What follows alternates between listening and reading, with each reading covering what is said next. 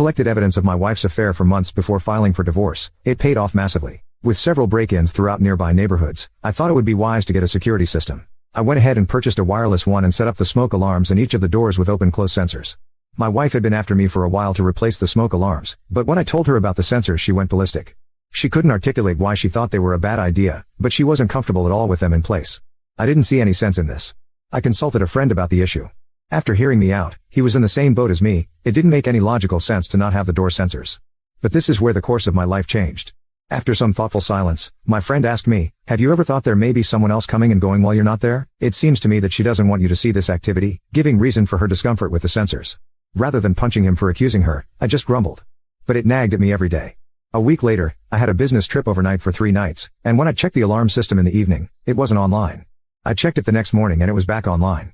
I swallowed this and didn't say anything to her, but it repeated the next 2 evenings. Offline, and then back online. I mentioned this to my friend and he said alarm systems aren't that flaky. Don't you think it's strange that it's offline when you are away, but never has this issue when you're around? So I went to the store and got a camera to hook up to the system, and set the camera facing the system itself so that I could see if my wife was manually turning it off. I was tempted to tell her about it, but I didn't.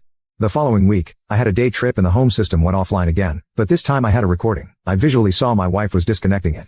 My friend that I've been chatting with about all of this happens to be a lawyer. If it weren't for him, I'd be screwed. I wanted to confront her with my suspicions immediately, but my friend told me no. You don't have enough evidence.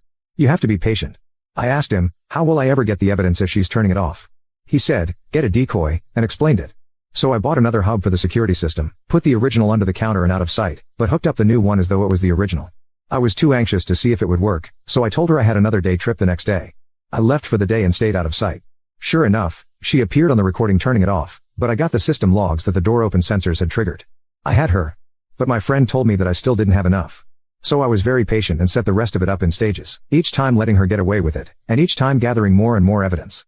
I got another camera for the system, a wireless one, and placed it facing the entry door that had triggered, and learned over several more discoveries she was having a male guest.